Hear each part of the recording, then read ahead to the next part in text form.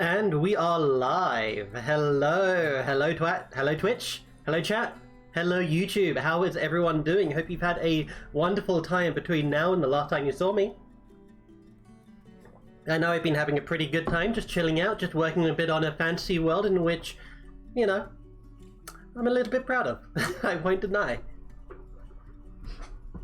I had a little bit of trouble figuring out what I wanted to stream today, actually. At first, I initially wanted to stream black and white, because I felt like I was kind of, you know... I felt like I was kind of cheating on black and white with D&D.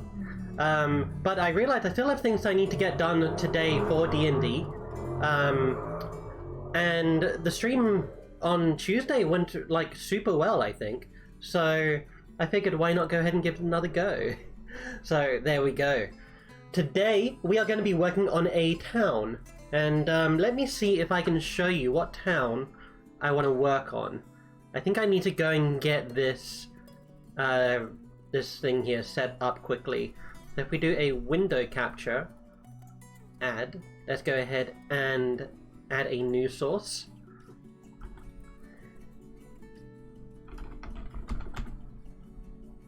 Let's just go ahead and do this quickly. Just gonna set up a new source here. NPC generator, this one I want?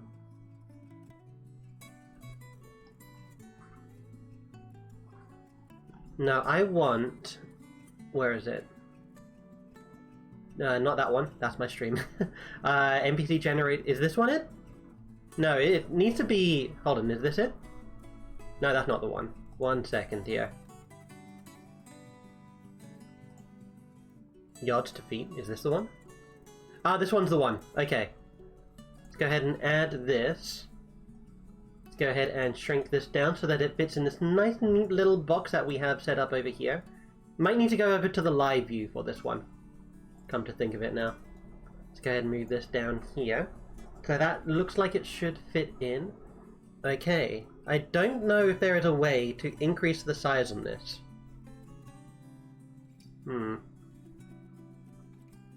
Also need to make sure there's no sensitive information on here. I think this looks okay. I am going to go ahead and do a quick transition here so you guys can see what I'm working on. So over here is the town that I'm working on. So I'm working on a quest currently, where the party are trying to repair the mind of a NPC. And that is going to lead them to this village where they're going to find leads on what exactly it was that knocked out the mind of this NPC that they found. And currently I'm just going around populating it. This program is an absolutely wonderful program. There's a few issues with it that like come up every now and then, like you can't create like a fine-tuned town or city, for instance. So if you want to get like into the nitty-gritty stuff, it can't really do that. You're just going to have to generate a few times and hopefully you get something that you like. But for what it does offer you, it gives you like a lot of customization in terms of like the colors and the style, and also in terms of like exactly what you want. So for instance, if I go over to generate here, you see it has all of these wonderful options for us. I'm not going to toggle any of them on. And it might actually be worth going over to the live scene here. So let me go ahead and do... Okay. I'm gonna go over to the... excuse me. I just had food. I'm gonna go over to the big screen here. There we go. So yeah, let's go over to the big screen. And this is Waterbull's itch.io medieval fantasy map generator. Oh, excuse me. Water went down the wrong way. But we have a town here. This is the town that we're working on, and hopefully the town that my players will go to in the next session. And I am notoriously bad at working on towns. Garden smells secrets. Indeed you do. Go ahead and watch at your own risk, my friend. I am going to be talking about the game that you are planning to have on Sunday. I'm not sure if that showed up on chat, actually. It should have showed up on... Did that message show up on stream for you, Liger? I must have missed it. I want to know if I've got this arrangement set up nicely, but it doesn't really matter. But yeah, this is going to be the town that my players are going to work on tomorrow. Not tomorrow. You'll forget in like 2 seconds. Fantastic. Don't worry, I've already worked on the enemies that you're fighting. Might come up once or twice, but yeah, hopefully it goes well. Fantastic, excellent. So this is the town that I'm hoping you guys go to on Sunday. It's the town of Cades here. And this generator is just fantastic, as I was going to show off what features we can get. So I'm not really sure how clearly this is showing up on the stream, but over here we have like generate, so we can toggle like a citadel, walls, farms, temples. I'm not going to do that, because if I do that, I fear I'm going to lose everything in terms of what I've already made here. So it kind of has a bit of an issue when it comes to saving and loading things. For instance, I can't really get this... I guess you can load from URL. So I guess you can regenerate a city if you have lost it already. I'm not really sure about what the... Let me see. It should say somewhere down here. Swift warp mode... No? To view 3D... Oh yeah, and it also lets you see a 3D version of the... Okay, let's see if we can get that done, actually. So let's go ahead and try and save this as... Can we save it as JSON? Let's export as PNG for now. There we go. Can we get it as a JSON? How do we save it as a JSON? I want to be able to go through the streets of this little town here. Settlements. Copy URL. Is this it? Export. JSON. Here we go. Okay. Yeah, it wouldn't be good if you lost all that before Sunday. Yeah, no. So I'm glad that we've loaded it already. So let's go ahead and go over to City Viewer. So that should be here. And then what? This is not a city generator. So how do I...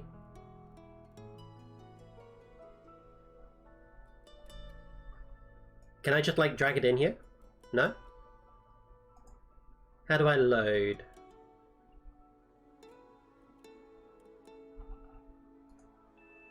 Ah, here we go. Load sample. No, load JSON. Okay, fantastic. The pop-up doesn't show up here. So let's go ahead and load this little town up. So this is the town that we've oops, that we've just got here. Dude, this looks so good.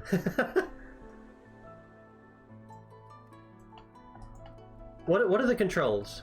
1, 2 to switch to one. So let's go 1, 2. Oh. So this is the bird's eye view. And that's some other kind... Oh, we can change the color! Dude! Look at that! Oh! Oh, dude, we can actually, like, just walk through it! Oh my goodness!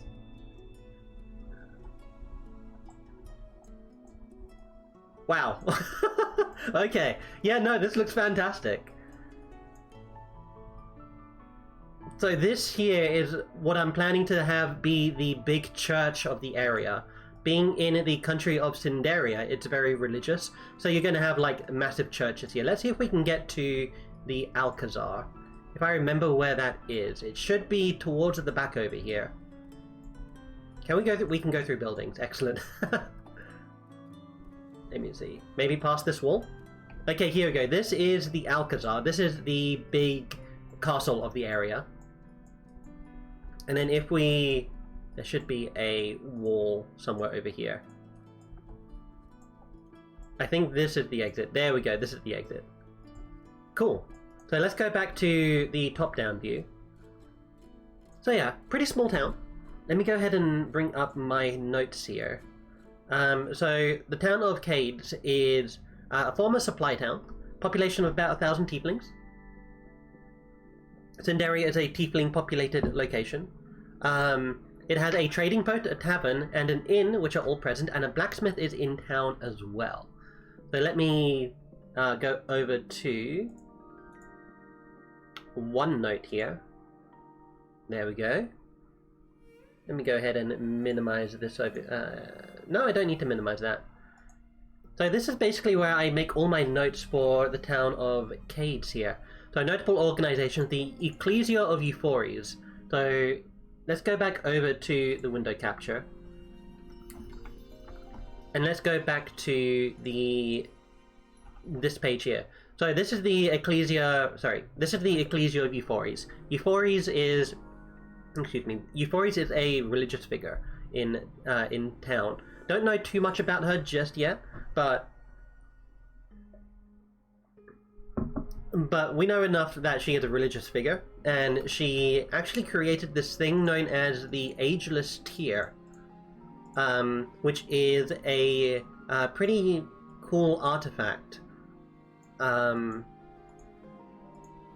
I don't want to spoil just yet. But here we go, we have the Impact Memorial. So this town was actually hit by a meteorite not too long ago. The story of this town is that it was once a mining outpost, basically, and since it is close to the border with Gallibly, I'll go ahead and show you on the boundary page here. Since it is on the border with Gallibly, here we go. Cades is over here. There's literally like a mountain range that blocks it from the Perfectus River, and that takes it down to the border of Gallibly over here. So because of that, it's basically a military outpost. It's a pretty well defended military outpost, and it's where Cinderia leaves their military supplies, and where like troops can get resupplied and all of that kind of fun stuff. However, recently it was attacked by a meteorite, and that kind of caused a whole lot of problems for the people. And this over here that I just showed off, this place here, is the Impact Crater, the Impact Memorial. So they had to flee from the location maybe about like a few months ago. I think it was 3-4 months ago. And then the actual Sentinels came by and they cleared the place up. And since then, people have been able to move back on in, and they are now having, they're now getting back on with their lives. But little do they know that there is still a secret going on here. Maybe they didn't do such an effective job at clearing everyone out. At clearing out all the aliens. So, the party are gonna come over to here, try to figure out what the hell's going on with this alien, since it seemed like the people who that's currently speaking to in the prison over here. Secret spiders. Secret spiders, absolutely. You thought you were done with spiders. My party recently had to go through a underground spider battle because a vampiric spider had bitten a NPC that they were trying to help out. What was I going to show? I can't remember what I was going to show. What were we talking about just now? I'm trying to think. I can't quite remember. Wow, my brain's gone completely blank. But yeah. So, the alien? Yeah, I can't remember what I was talking about with the alien. The actual Sentinels came by, they knocked out the alien, and then people started moving in. There might be something secret still hiding around in town. I feel like I was talking about... I can't remember. Anyway. Moving on. Today we are mostly going to be looking at this page, I think. Let me make sure I get this right. There we go. So we're just going to be doing a bit of research and trying to populate this area. So we've already got a few people who live here. So we have the Owless family. And here are just a few individuals. Now the Owless family live on the little farm over here on the outskirts of town. Oh, it's actually behind this thing. Can I move this thing? Position bottom right. Let's make it bottom left. No, let's make it top right. There's nothing up in the top right. So the Owless farm exists over here. And we also have the Senos farm. So here we have a few of the people who actually live there. We don't have too many people. I I'd say that there's about 1,000 tieflings here. It's probably less than that, taking a look at the size of this little town here. I don't know, from a rough estimate, I'd maybe say like several hundred. So let's go ahead and reduce this by like maybe, let's say that there's like 450 tieflings that live here. The military actually live in the Alcazar over here. They're stationed at the Alcazar, should I say, and they have military outposts throughout the area. Can you actually see my cursor on here? Oh yes, fantastic. So over here we have the warehouse district, basically where they keep all of their stuff. As I mentioned before, there were traders that came through here not too long ago. Historically, like about 50 years ago, the country of Cinderia had a large group of... they held 2 more territories, which we call the Lassen territories. Let me go ahead and show you the Lassen territories. Here we go. So the Lassen territories are these 2 areas over here. Retrono and Salcessa are the capitals of these places. Yeah, the power of the GM, my friend. I can just kill as many people as I want. You players need to watch out. For those of you who might be seeing me as a bit of an unruly DM based on that comment, not really. I know my players. My players trust me. At least I hope so. They haven't, said anything otherwise. And everything that I make for this is basically for them. So, but yeah. Cades, Cinderia once had control over these 2 regions here, which are the Lassen territories. 50 years ago, they defected to Gallipoli due to some revolts and some riots that happened. But while they still had the Lassen territories, this place here was basically the first town that they could come across in order to get from the Lassen territories over to Cinderia. They'd have to, if you were going through Salcessa, you'd probably follow along this little river here, and there would be a path that goes through the mountain to head into Cades over here. Alternatively, you could just go over to Luxuria, but most of the time, you would go from Luxuria to Cades out to Retrono. You've only had 1 death and only 1 almost TPK, so you say that's pretty good. Yeah, I mean, yeah, I would say so too. So, that explains why Cades is a bit of a warehouse area, or a bit of a storage area. I am going to move back over to here. So that's why we have these warehouses over here. We also have granaries. It is a little bit too far from the farms, but I would imagine the farms have like their own individual area to put their grain and their wheat and all of that in there before they bring it into town. And we also have a miner's barracks. So one of the main reasons why this area was settled is because there is mithril in these mountains.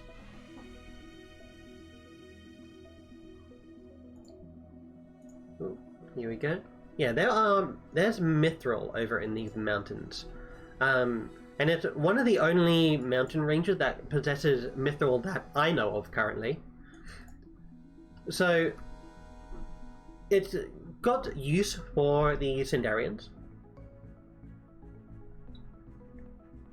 And it has basically just has a few miners. Let me go ahead and head on back to the OneNote document, trying to figure out how to effectively move between all these screens.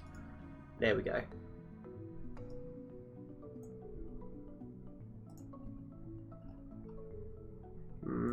Here we go. So here we have Akman the Horse Aulus. So this character is basically just a powerhouse of a worker. Tall and muscular, so named because he has the power and endurance tending to the Aulus farms. He's also a skilled hunter, slain several axebeaks and direwolves, and he's also never settled for the best. So these are just, when I can, this is how I mostly do my minor NPCs. We also have Bargasso and Riveri. These are basically the lord and lady of the house. Bargasso is sort of like the smart old man who doesn't care about much other than his crossword puzzles. And then Riveri Aulus is a bit more of a socialite. She runs the cobbler in town as well. So she has a shoemaking business. And then if we scroll down a little bit, we also have the Senos family. So we have Thera/Theros Senos, and the reason why this person has two names is they are a concubine. So they pick between two different names depending on how they present as, which is a bit of a tradition of the concubine people in, well, throughout the area, really. I am tending more towards in Cinderia, they more are likely to pick a single name, because elsewhere, concubine are hunted. They are really not loved at all throughout the entire populace, really. It's only in Cinderia where they're appreciated, because Cinderia views them as sort of like holy individuals who come down from, not necessarily come down from Anther-Reeve, but they're quite angelic in the Cinderian religion, which is called Danteism. So they have a high appreciation for concubine. Elsewhere, though, people view them as demons. Demons who are out to try and, like, kidnap their children and eat their souls. So, so they are more likely to use multiple names rather than a single one. But I feel like in Cinderia, they're more likely to use a single name, because they don't have to hide themselves as much, right? So I feel like that can be changed, so maybe we could just pick Thera or Theras. But since Theras is so close to Thera, let's just go ahead and name them Thera.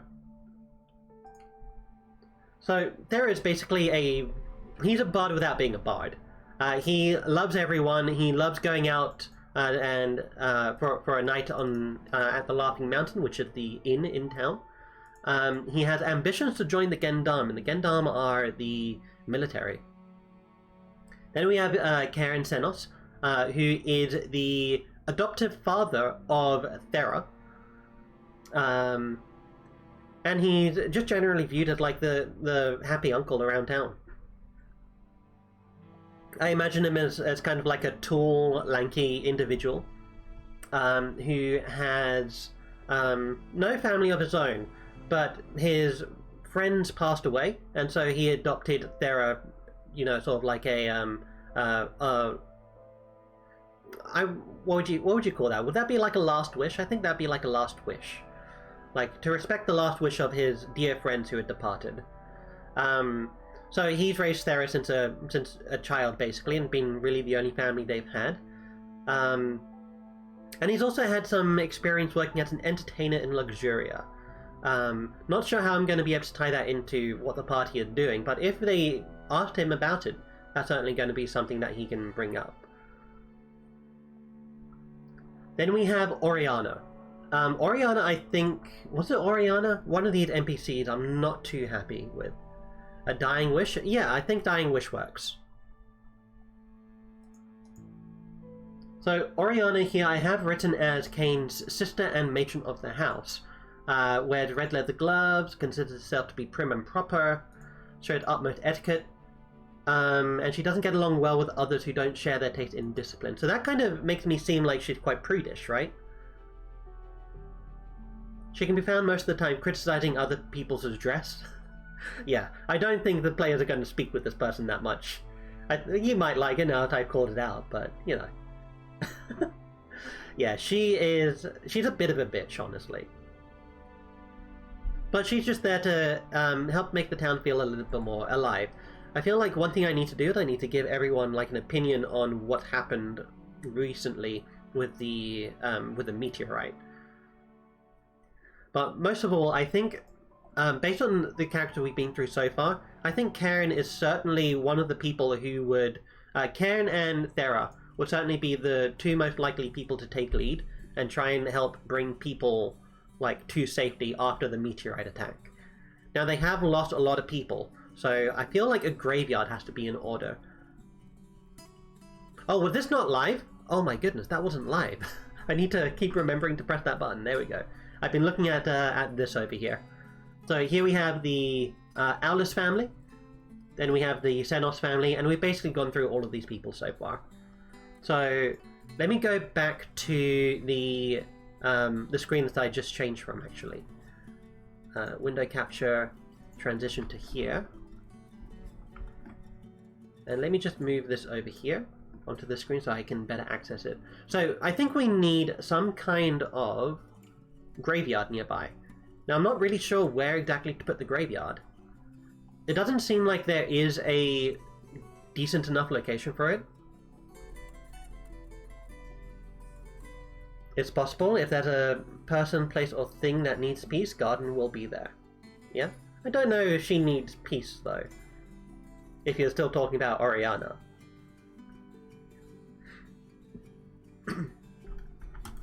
But yeah, where might a graveyard go? We have some nice trees in this area, so why don't we try and put it over here? So let's go ahead and reroll the geometry over here to try and get something that looks a little bit more graveyardish. I don't think we're going to be able to get a graveyard, however. No? No, I think what we need is we need a large open area. And I don't want it to be in the center of town. I want it to be elsewhere. We could maybe put it over... Actually, yeah, let's put it over here. Let's go ahead and do add landmark. And we're going to go ahead and put gravesite. Gravesite. There we go.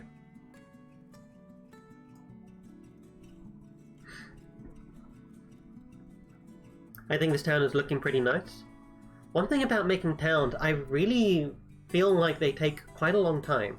And a lot of the time, I don't really feel into making towns. So this is certainly a unique experience. Not necessarily a unique experience, I've made towns before. But it may not be as common as I would like it to be.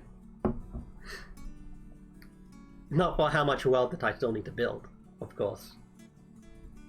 But I think that's just going to be something that a lot of DMs have to manage, really.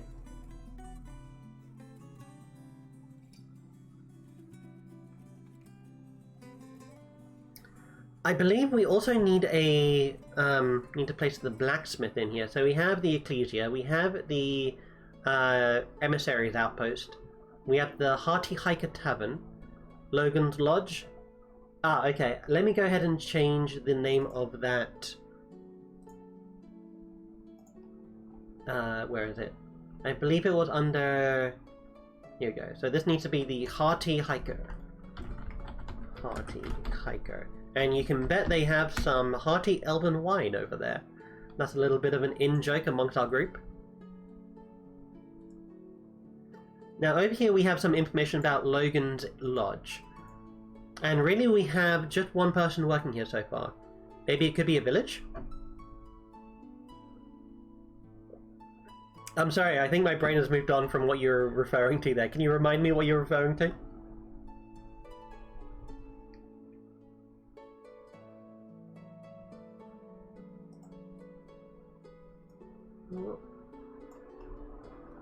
Let me see. Ah, yes, I moved the people who are working at Logan's Lodge into the Laughing Mountain, which should be renamed Hearty Hiker. The Hearty Hiker. There we go. So we have a few individuals who live here as well. Instead of a town, it could be considered a village. Yeah, so I don't want it to be too big. I do want... Oh, yeah, no, it is a village, actually. Let me see. So I have my DMG right over here. So, in the DMG, it said that a village is a population of about up to 1,000 people, which is exactly what we have over here. If I can get this to move across. There we go. So we have about 450 tieflings after the great... Cades expulsion of like what 550 tieflings they just did earlier in the stream. But yeah, a village is up to about 1,000 people, whereas towns are up to about 6,000 people. That's the suggestions in the DMG. I don't think it is big enough to be a town because of its awkward positioning. It's basically a glorified military outpost and miners' encampment, really. And it's only gotten elevated because it's one of the first stops along the way to Luxuria from Rotrono, back when that used to be a trade route that happened. The Great Cleansing. Exactly. Alright, let's go ahead and go back to... Shall we go back to this map? No, let's stay on here for now. Over in the Hearty Hiker we have Valera, who is also known as Val. She's basically the daughter of Logan, who runs the inn nearby. So this is the tavern that she helps out at, and Logan runs the inn nearby. So they're two different buildings. I need to get someone who actually maintains the Hearty Hiker.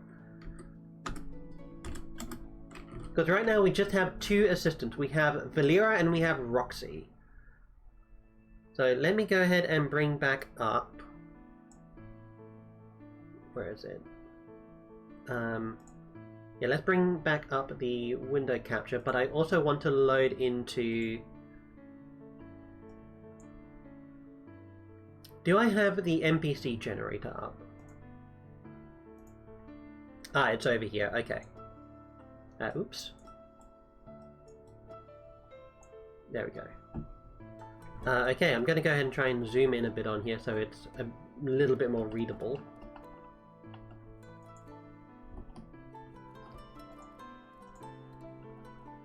I think that looks okay. Let me go ahead and move over to the screen. There we go. So this is a NPC generator that I use. I don't go for everything that comes up, but you can sort by like what gender you want, what race you want. There's only these races, but you can find an approximate.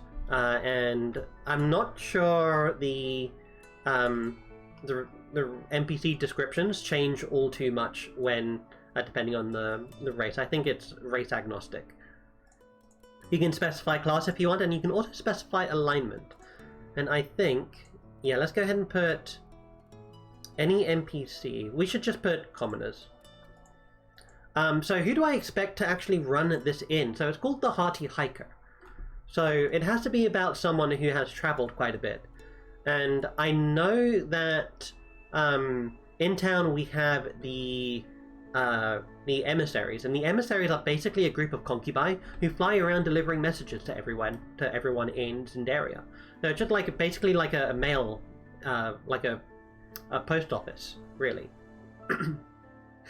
So I'm thinking it might be someone like that. Like maybe they worked with the emissaries at one point, maybe they worked with the Gendarme at one point, but I definitely think they are a concubi. So let's go ahead and put Tiefling here because that's the closest. That's the closest one. Let's give them a ranger build, and let's not make them 1 to 20. Let's say, I feel like they'd be like around about a level. Let's make it between level 7 and level 12. I feel like this person's going to be quite experienced, and will have to be a lawful individual. So let's go ahead and start generating some NPCs. Let's generate 10. Here we go. So the first NPC we get is Gadriel Tragedy, female tiefling. She is a mite stocky and wears black vest and prefers grey and white shirts. I'm not sure what image that gives me. Her boots appear to have been at one point steel-toed, but are quite worn down. So that symbolizes to me that she has been walking quite a bit, like she is well-travelled. That's what that would imply to me. Her brown hair is unkempt and ragged. She has a dull look in her black eyes. Maybe she's seen a lot on her adventures. So I feel like this is a good description that we can use. She is enamored with her job, she loves it, she likes the challenge and she likes helping those less fortunate than her. She is lazy and tries to find solutions quickly, the best type of laziness. So, she runs the tavern inside this small town, really. So she'd get a lot of regulars. She was born the youngest of 3 triplets. When Gadriel reached her early adolescence, her tiefling father passed away. Feeling disconnected from the small nearby village afterwards, she decided to travel. Her rounds led her into the army with a few individuals who had become her lifelong companions. She then took over the family business and is one of the better blacksmiths for hire. So, obviously we're going to need to change some of those things. We will need to change some of those things if we're making her into the innkeeper. Let's see if we can actually get an innkeeper somewhere. So you're a banker. You're a soap maker? Interesting. You're a miller? Guard, okay. Carter. Slave trader. Oh no, that actually... Yeah, Cinderia does deal in slaves. Cinderia has... all of the dwarves, well, most of the dwarves are enslaved in some way or another, what we would consider slavery today. Let's see. This one's name is Lilith. Oh no, we have a party member called Lilith. The expert of soaps, let's go. Let's go ahead and make a class, the soap maker. Level 20 ability is to foam at the mouth, sure. An imposing woman with a heavy stainless steel prosthetic left leg, okay. That seems to work. Oh yeah, I was looking for Dyer Fletcher, okay. Okay, so we're gonna have to adopt some of these. So let's go ahead and take a look at this one here. Because this one has a prosthetic leg, wears entirely green suit, considers herself the perfect lady. We've already had one of those. That one is Oriana. She is fiercely devoted to her father and views her father's ex-spouse as an evil person for separating her from her father. Okay. So let's go on over to our OneNote here. Dude, I love the transitions. The transitions are so nice. Okay. And what type of name are we going for? So in terms of names, I don't want Polish names. Let me go ahead and get Latin name generator. So let's see, I'm just going to generate some feminine Latin names. Angela, Cordia, Helvia, Calventia. Calventia? Calvetia? No, I'm not feeling any of those. Get female names. Anya, Amanita, Malia, Floria. Let's go for Floria. So this one's name is going to be Floria.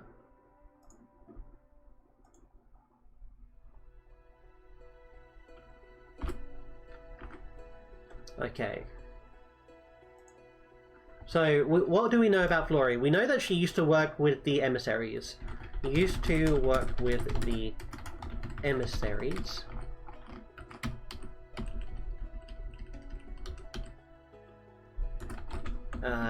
Delivering messages across Cinderia. So, why did she stop working? Let's go ahead and write a bit about her appearance. So she wears steel-tipped toes, worn steel-tipped shoes, representing the distance she has traveled. Let's say still wears her lucky yet worn steel-tipped shoes from her time in the emissaries. Floria, nickname Snickerdoodle. Nickname Snickerdoodle. Let's go. Let's do that. Snickerdoodle. What kind of person would be named Snickerdoodle?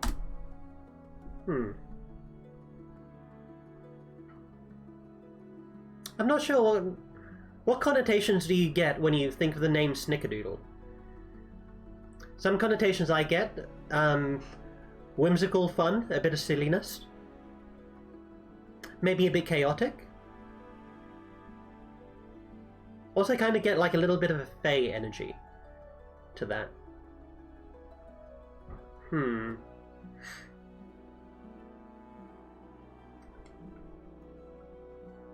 Let's head on back over to this one and go back to the NPC generator.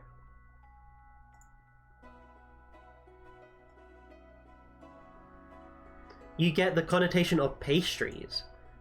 I can totally see that, actually. Snickerdoodle pastries? Maybe we should make her into a baker instead of an innkeeper. I am kind of feeling a bit weirded out that she is a innkeeper. So let's go ahead and make her into a pastry lady.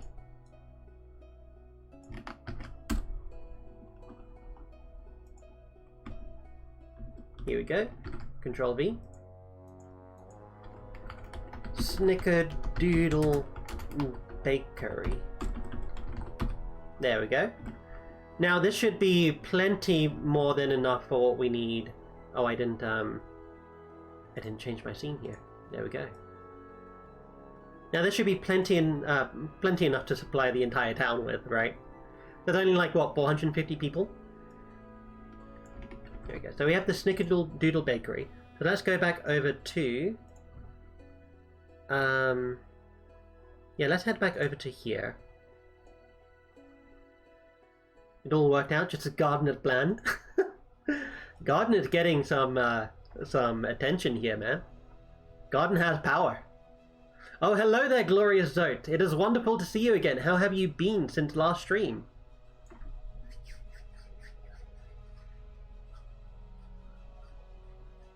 I was wondering when we would get to experience that mighty name of yours again. Been well enough? Fantastic. Very nice.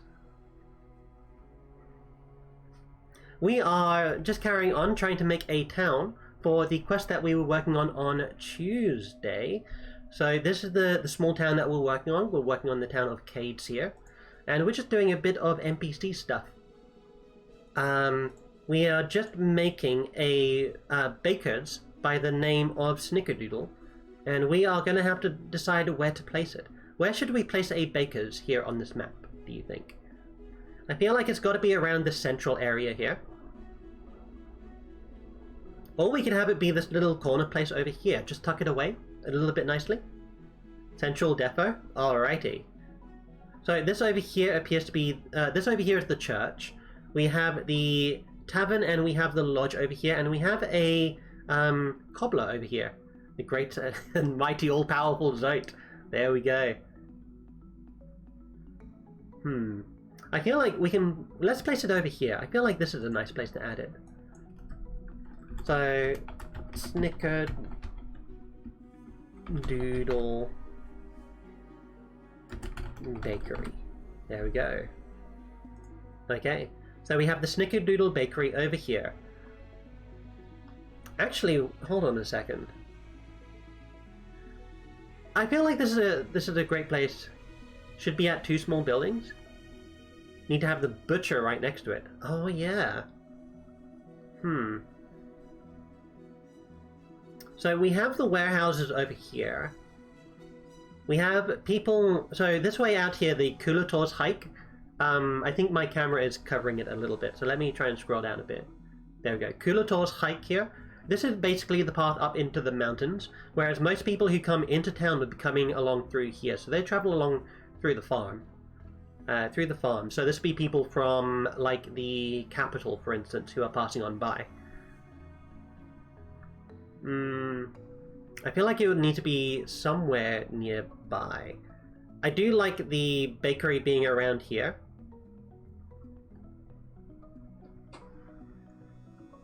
I feel like that's a bit of a bigger building. So let's place it here, and let's place the butchers over here. Let's do it the other way around. Because that way the meat will have a bit less distance to travel. Butcher.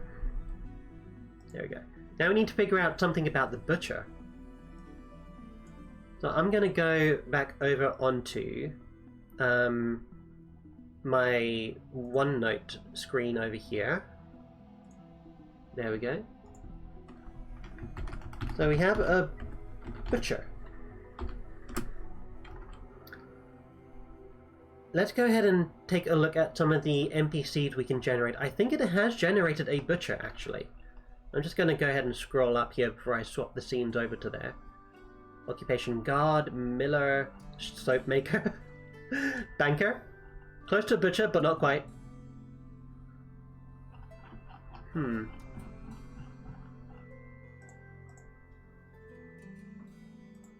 Okay, I'm just going to go ahead and generate some more NPCs here. Here we go. Let me go over to this map again. This screen. There we go.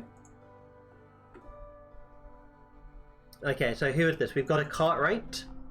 We have an adventurer. We have a junk dealer. A masseuse. Ah yes, the butcher looks very scary, but it is very sweet and soft-spoken. I can dig the character that you're laying down. Just trying to see if we can get... Okay, let's see if any one of these actually match that description. Or match something to that description. Modest build and height, carries herself more imposing than she is. So more imposing than she... Oh, I think I've also generated them as all female. Let's go ahead and make this any gender. Go ahead and make like... Let's make 10 NPCs here. And let's do a double check to see if we have... Are you familiar with Oxon? Used to make WoW machinima back in the day. I do know of Oxhorn. I used to watch his videos on Fallout 4's companions and some of the Fallout 4 story and like the philosophical ideas behind the Fallout 4 story. I haven't watched him too much like in the past like few years though, but I am aware of him. Why do you bring him up?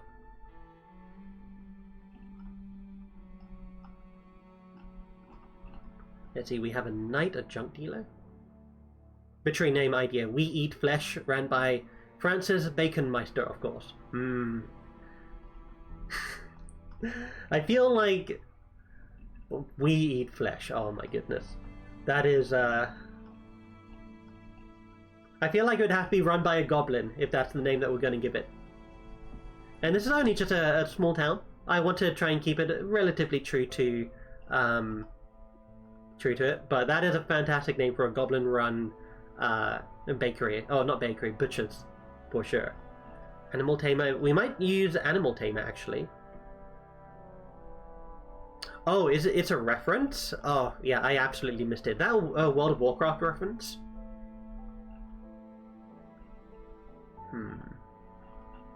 So we have an animal trainer here.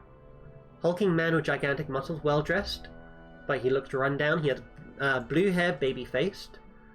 Quite antisocial and can barely make it a few minutes in conversation before his hampering stomach kicks in. Oxhorn quit WoW Machinima a long time ago. Is Machinima still going on? I know that is like it's in the Internet Hall of Fame somewhere by now, right?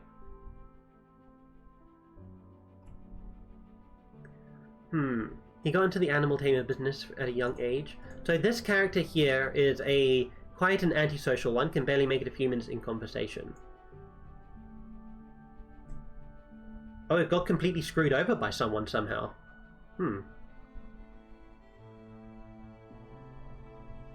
It sounds like there's quite a bit of story there.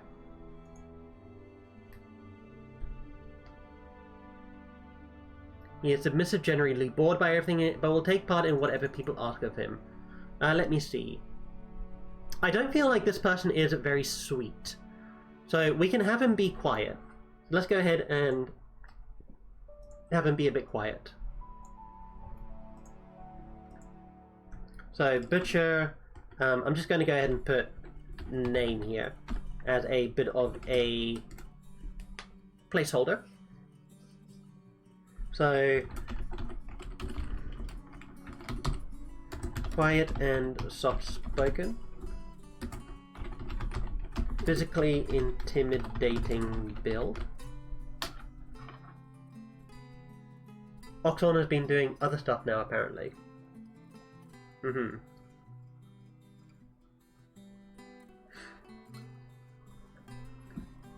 Let me see. Quiet and soft-spoken, intimidating build. So let's go ahead. I've got a piece of text here that we can copy and paste. So let's go ahead and copy and paste this, and then we can repurpose this. Hulking man with gigantic muscles. He is intimidating, but his lack of eye contact speaks to his shyness. There we go. So this one even comments about his clothes. So he said, even though he has fine clothes, he looks a bit run down.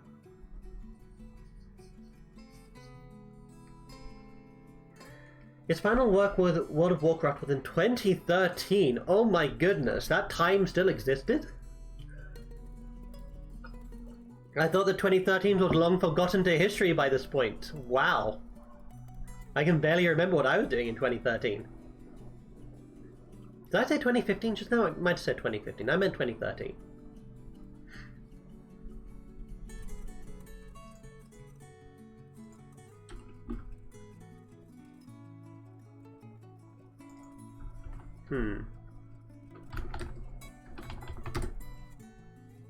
He wears... let me see.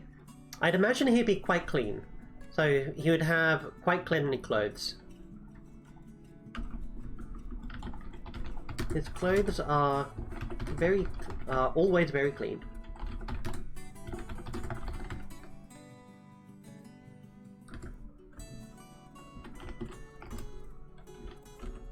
Let me see if we can find something a bit more descriptive. Let's head on back over to this screen here. And I am going to... let me see. Wears worn and beaten armor? No, not quite the one that we want. Seems to always be the slightest bit damp, as if she got out from a pool of... ugh, what? What is it? Is this a Genasi? Alright, let's scroll on back up here. Tends to wear a heavy leather apron. I feel like that's a butcher thing, right? Butchers wear heavy leather aprons. So let's put on...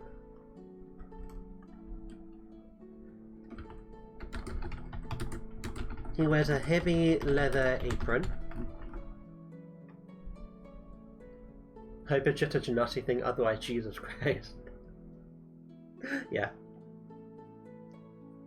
Let's see what it actually says, like, about her. Which one was it? Was it this one? Skin is flawless, not this one. Ah, so this is Astaro's Sorrow, female tiefling. The woman speaks with an almost imperceptible accent. She seems to always be the slightest bit damp, as if she got out from a pool a few moments ago. She tends to wear a blue poncho over her, likewise coloured trousers and shirt. She wears her white hair up, she is baby-faced. What kind of character do you envision? Wears a blue poncho, is always constantly a bit damp, and is described as having a baby face. How old even is this person? Does it give us an age? It doesn't. Voice scratchy, weak, flawed, antagonistic. It could be several other things, and all of them are extremely unhygienic. Fair enough.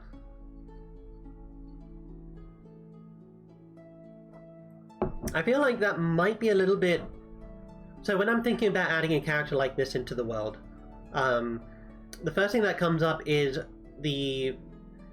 I talked briefly last stream that my world had like a daily solar eclipse. There's a moon that basically stays high up in the sky all the time, like it doesn't move in the sky. And every time at like between like 11:30 and 12:30, the sun is directly behind it. And when that happens, it empowers the world with lunar magic. Part of that is it gives people the ability to cast prestidigitation for free. So it's a bit difficult to be an actual like smelly person in Elos, because everyone just gets prestidigitation. You envision a child going to the pool on a rainy day. So we have someone who is extremely unhygienic, or we have a child going to the pool on a rainy day. I don't think we can make this character work.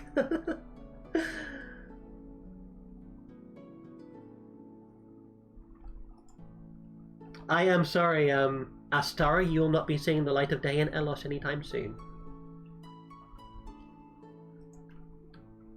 So let's go ahead and head on back to the screen here, and we'll get some more writing done. You know what? We can actually give this butcher the name Astaro. for legacy's sake, right? Well, I think her name was Astaro Sorrow.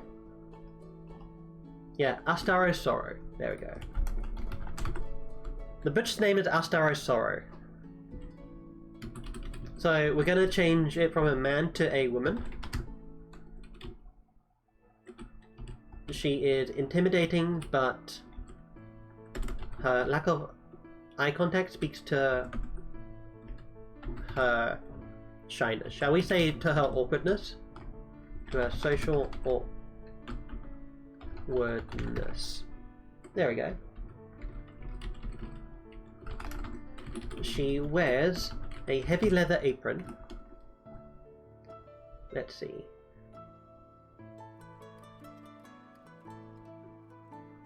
And wears her white hair up. And tends to wear her white hair up. Okay. Personality.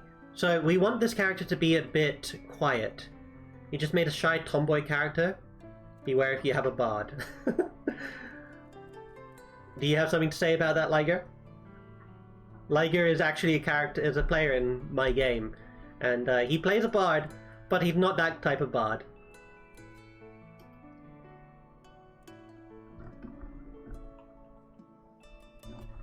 Do you think Garden would be interested in this character?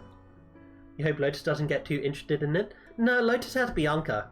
So, two characters in my game. I'll go ahead and bring them up here since we're talking about them. Oops, how do I swap to Foundry? There we go. Let's go over here. So we have Lotus and Bianca. Lotus over here is a concubus. He is sort of like a, what's the word? In like his home community, he's sort of like an idol. He does a lot of entertainment stuff, but in game he's a warlock. He's a monk warlock. And up here we have Bianca, who is basically a fangirl of Lotus. So these two have a bit of romance between them. And I really don't think Bianca would take kindly to to this very sweaty lady coming by. Oh, she's not sweaty anymore, is she? No, she's just the shy tomboy, that's right. I imagine she would get very jealous if she saw Lotus hitting on her. Which I wouldn't honestly put it past him. Just saying that because Lotus loves to talk and Garden would be interested in that. In them just because he likes getting to know people more. Fair enough. That starts to make me think, like, what could be interesting about, like, what does this character have that we could, like, bring up in a session, right? Let's head on back over to the transitions, not the transition screen. Let's head back over to here.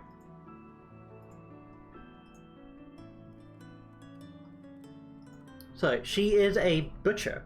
Does she go out and get her own food? I feel like she does. I feel like she is a bit of a hunter. We do have another hunter, though, up here, and that is Logan. So as we can see, Logan runs the Logan's Lodge. And he decorates his lodge with animal hides and animal parts. He owns the inn. He wears spurred boots and brown vest over a light blue shirt with a quiver and arrows. He spends a lot of his free time out hunting. And I think we have someone else. Here we go. Archmon here. He is a skilled hunter, having slain several axebeaks and dire wolves. And a dire wolf. So, there we go. Astaro goes out hunting regularly with Logan and Archmon.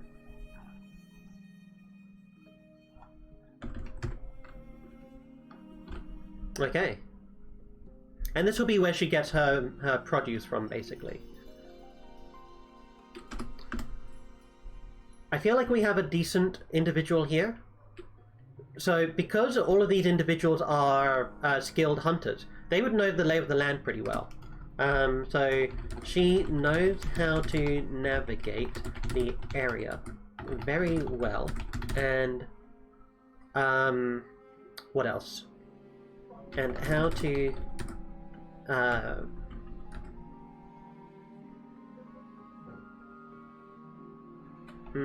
and how to, I'm thinking like how to hunt, how to find, how to avoid. I'm not sure which term to use. The local wildlife. She knows the local, let's say she knows how to navigate the area and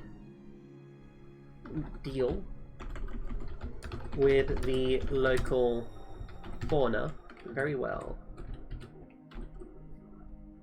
Maybe her meats and store are the cleanest out of all the other places. I'm more thinking they have, like, Logan runs an inn. He doesn't actually run the tavern. The two areas are different. So people who go to the inn don't typically eat at the inn, right? They probably need to go out and go to the tavern. Like, this is a small place. I feel like there's going to be only like one communal feeding area. And then there's going to be like a lot of individual like houses. And then there's going to be just shops throughout. Not many shops, but just a couple. So one thing that I'm going to have the players, one lead that I'm going to be giving the players is Atman over here. He has been missing recently, and I'm going to tie that into finding the alien that they're trying to investigate. And the Gendarme here, the military people who live in the who operate in the tower, they are going to basically say, hey, we tried going out, we tried finding them, like we've looked like across the mountain, we haven't been able to find them.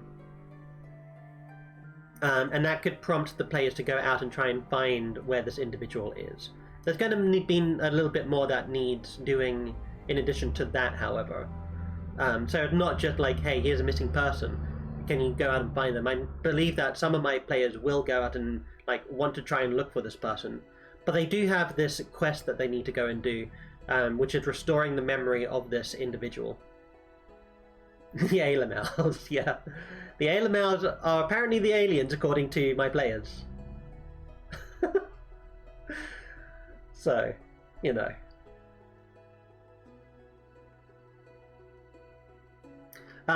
But, because Atman is missing, the players can ask individuals like Astara here and Logan about what exactly happened.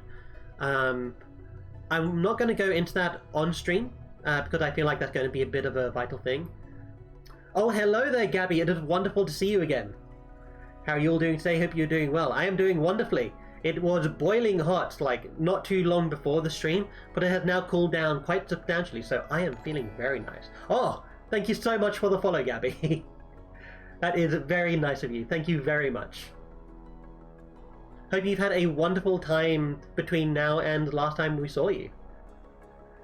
Currently, we're just working on a bit of a town building project. We are working on this town of Cades up here. And let me go ahead and show you what we've got. This would be a good time to recap as well. I think I should go onto this screen here. This is just the NPC generator we're using, but over here is the town that we've made. So if you haven't used this generator before, I would recommend it. There are a few issues with it, like you can't execute fine control over it. You just need to keep generating until you get something close to what you want. But otherwise it's a great way to make a town. As you can see, I put a lot of locations on here already. There's a severe lack of proper dinosaur options on Hero Forge regarding face options. Why do I get the impression that you're wanting to give your character a dinosaur face?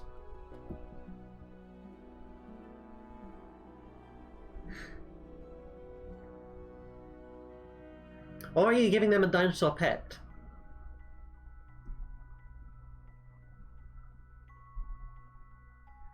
Also, do they allow like lizard folk and like dragonborn? Do they have like icons for those as well? The upside down cross of doom. There's draconic stuff, turtle stuff, and a kobold option, snake face, and the like, but... Oh, okay, I'm surprised they have the turtle stuff.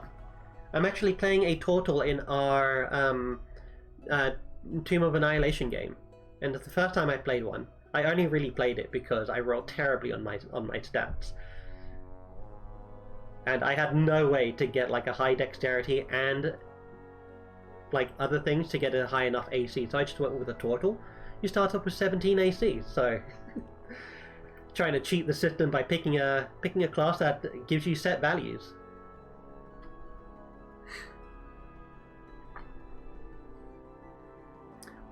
Did we put in the... We do have the butcher here. Okay.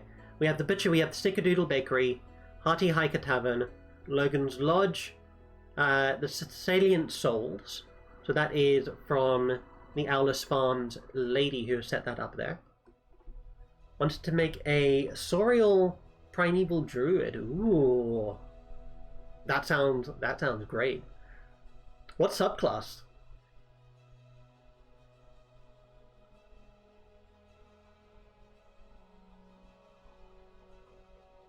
Go ahead and move on back over to here and see what we've got going on. I'm not too familiar with the Druid subclasses. Primeval, it's an Unearthed Arcana. Ah, I see. I wasn't familiar with that. What do the Primeval Druids do? Like, what's their whole... What's their whole theme? Like, it sounds like they work on, like, old magic. Based on the connotations there. I'm gonna have to give it a look at some point. Doesn't transform, instead summons a dinosaur or something like that. Ooh. It sounds a little bit similar to the Wildfire Druid, because they use their wild shape to summon a wildfire spirit, if I remember correctly. So they might be trying to explore that option a little bit more. I wonder what book that's going to be in. Do we know what the new D&D books are going to be about? I know they've recently been talking about Spelljammer. Oh! You want to use that for your Thash character in Tomb of Annihilation? Did the DM not allow you to?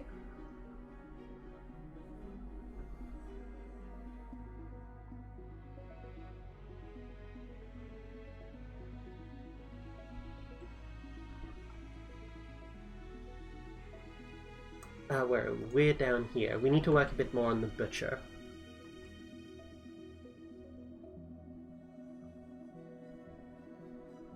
Let's go ahead and call this the Axe Beaker Butcher. I like that. I like the sound of that. Axe Beaks are a fauna that's nearby. You might be thinking of a similar one. So the Axebeak Butcher is operated by Astaro's Sorrow. Let's go ahead and give these all bullet points so it's formatted in a similar way. So let's see, we have hulking woman with gigantic muscles, intimidating, but she is a bit socially awkward. She doesn't like social interaction too much. She wears a heavy leather apron and tends to wear her white hair up. She goes out hunting regularly with Logan and Upman. She knows how to navigate the area and deal with the local fauna very well. Dinosaur Companion grows bigger as you, levels up, becomes large at level 10, and level 14 you can use a spell slot to make it huge for an hour. Can be cast repeatedly without rest. That's also sounding very similar to the Drake Warden as well. We have a Drake Warden in our current party, and it is pretty cool to be able to finally experience... I remember when 5th edition first came out, people were quite... I wouldn't say against. I might say against, but like against like the idea of, say for instance, a character who had like a dragon as a pet, for instance, like taking a Beastmaster Ranger with like a dragon as a pet. I feel like there are a lot of DMs out there who'd be like, no, that's not feasible. You can link the subclub. That's okay. I'll go ahead and take a look at it a bit later. But thank you for the suggestion. Actually, you know what? Let's see if we can actually look at it now.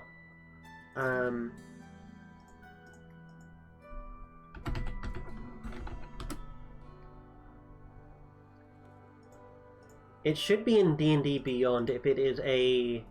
let me see. It's not yet on D&D Beyond. So yeah, you can go ahead and send me a link to that. If you can go ahead and just PM me it on Twitch.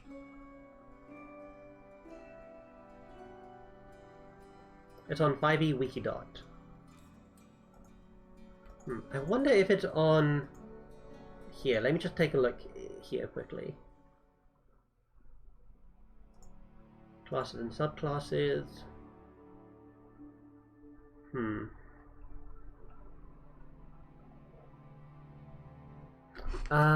1 second.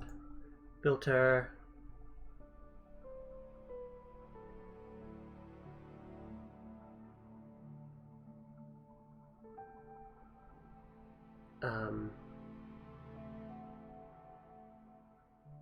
Yeah, if you can just send it to me. Okay, let me take a look.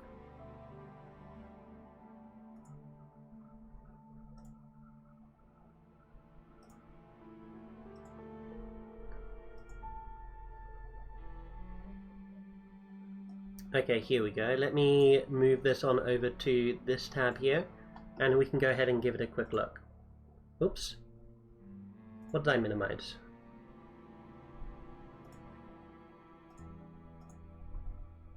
Okay, now let me change over to that scene.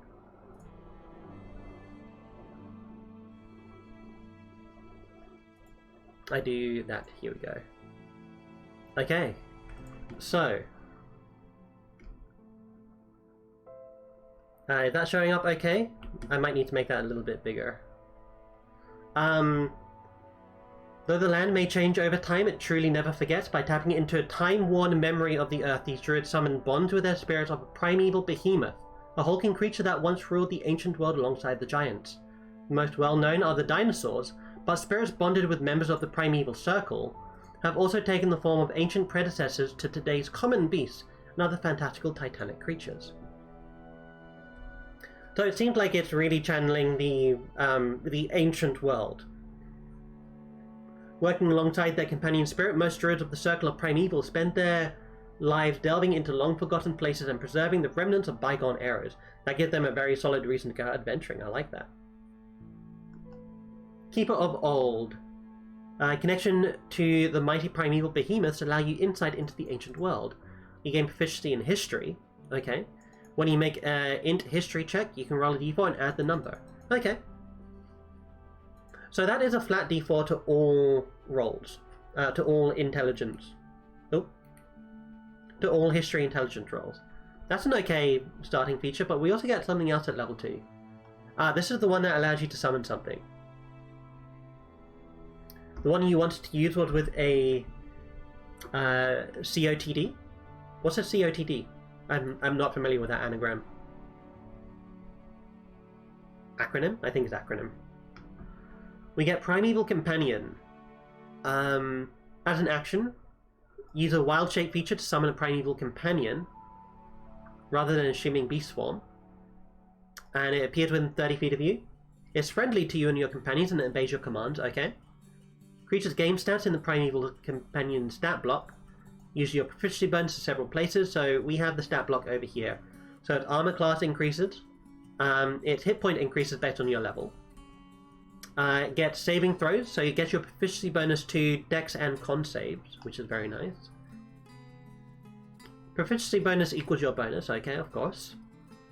It gets a simple strike, which is a d8 plus proficiency bonus bludgeoning, piercing, or slashing damage of your choice. Children of the Dragon.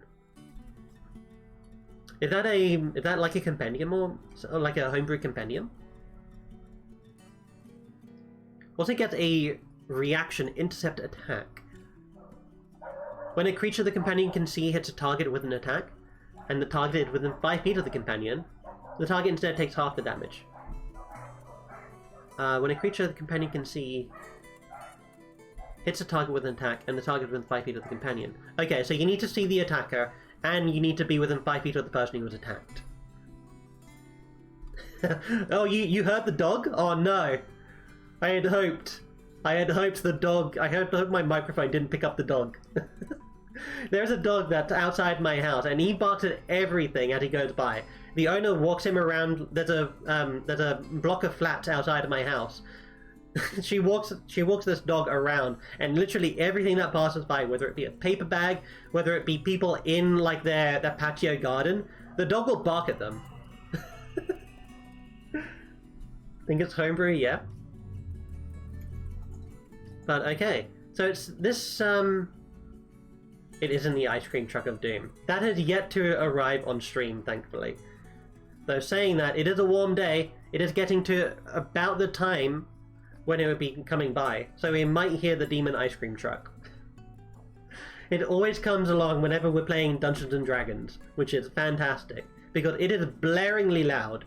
Since it is really warm outside, I normally always have to keep my window open, and it literally passes straight outside of my bedroom window.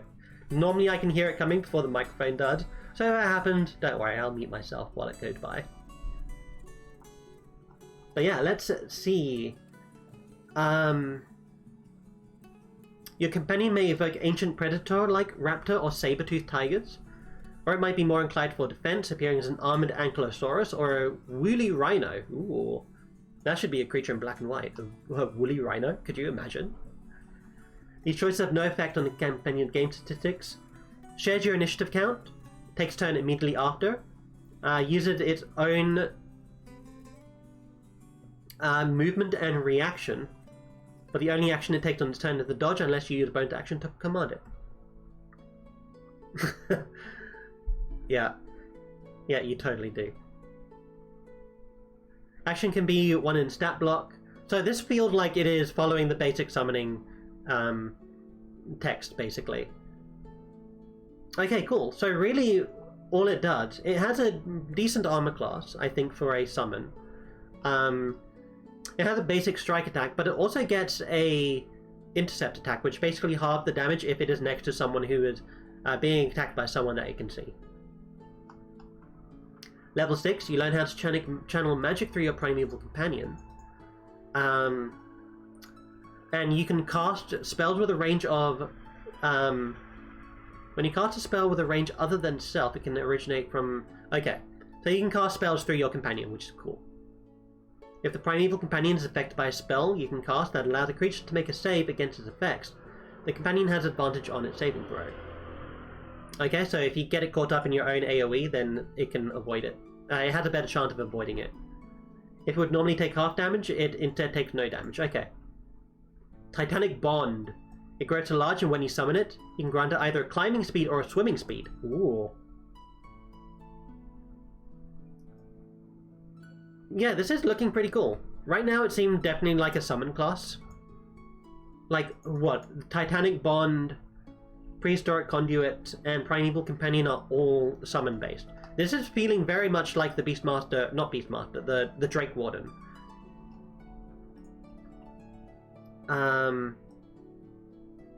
When you hit a creature with an attack or deal damage, you can see with a spell you cast, you can force the creature to make a wisdom save against your spell save DC, and make it frightened of you. Okay, so it does get climb speed, and it does get a swim speed, depending on which one you go for. It doesn't seem to get a fly speed, and it doesn't seem like you can mount him. Oh no, you can mount him if it grows to large size, right? Yeah, that's at 10th level and beyond. Scourge of the Ancients. You have learned to fully harness the titanic legacy of your companion. When you use a bonus action to command your companion, you can expend a spell slot to grant it Hulking Behemoth, Mauler, and Titanic Stride, which means it grows to huge and it gains 10 times the level of the spell slot expended in temporary hit points. That's pretty cool. The Mauler, which deals extra damage, plus the level of the spell slot used, and increases walking speed by 5 times the level of the spell slot used. They last for an hour until the companion vanishes, or until you use it again. Okay, I feel like it's definitely like occupying a lot of the same design space as the Drake Warden. It's just a slightly different individual, like just slightly different. Like what a Drake Warden gets. Let me see what a Drake Warden gets quickly. I'm gonna quickly hide this so that I can go over to the Drake Warden. Let's see. As long as it makes sense and it's at least one size larger than you, then you could mount it. Yeah, for sure. So let's go and take a look at the Drake Warden quickly. This is not a druid, it's a ranger. Here we go. Drake Warden. Okay, let's go ahead and take a look at the Drake Warden. Oh, oops! I forgot to change the scene. Oops, that's okay. Right, so Drake Warden gets what are this? Thaumaturgy and Tongue of Dragon, which just lets them speak Draconic. Let me zoom in a little bit here. You guys definitely can't see that. That looks a bit more visible. Beastmaster, Drake Warden. There we go. So you get Thaumaturgy, Draconic, compared to... what was this one? This one you just get a D4 on audio history checks. I feel like that's a relatively okay trade. I feel like the intelligence bonus is a bit more situational though. Because Thaumaturgy you can use in a lot more situations than making an intelligence history check specifically. And this one also gives you another language, which always helps. We have Drake Warden. I feel like this is all the same. Like all the same mechanics in terms of summon. The only action it takes on its turn is a dodge action. Let's go back over to Primeval.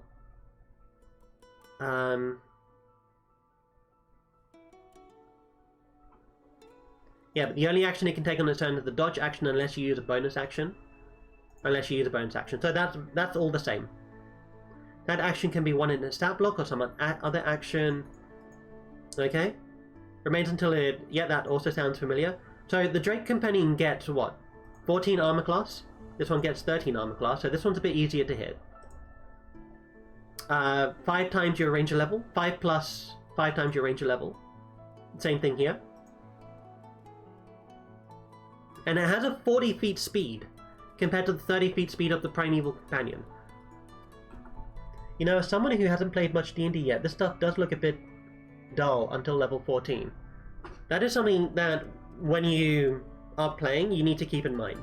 If you're trying to make a character with like that 14th level feature in mind, you're probably not going to be able to play that character until most of the way through the campaign, if at all. I know quite a few games end like well before level 14. It does seem like, why would you play the should I say mechanically, like thematically, the Primeval Druid is fantastic. I think it explores a niche that hasn't been explored yet, and that fits the Druid pretty well. Mechanically though, it does seem like a poorer version of the Drake Companion. Let's see what else this Drake Companion gets. So saving throws get Dexterity and Wisdom, whereas over here you get Dexterity and Con, but it looks like you gain bigger bonuses. +3, +2 versus +1, +2. Also gets damage immunity based on Draconic Essence trait, and this one doesn't get immunity at all. Understand all the languages you speak, and this one just knows Draconic, so this one can actually speak. A subclass that mixes RP and combat, I find it is fun, but if the campaign is combat focused, then yeah. I do find it a bit strange that most of the balance in D&D is based around combat. They do say that combat is just one of the pillars of gameplay experience, one of the others being social and exploration, but it feels like whenever you're designing something like a class, it always feels like the combat element of it is like the part that gets the most focus. Probably because there's so many more rules about combat than there are about like exploration or socialization. So they need to be a bit more nitty-gritty with that. Let's keep going though. Draconic Essence. When you summon it, you choose a type from the types here and it gains damage immunity. Social stuff is like the cantrips. Or is it based on a 3-man party with no cleric? You've heard.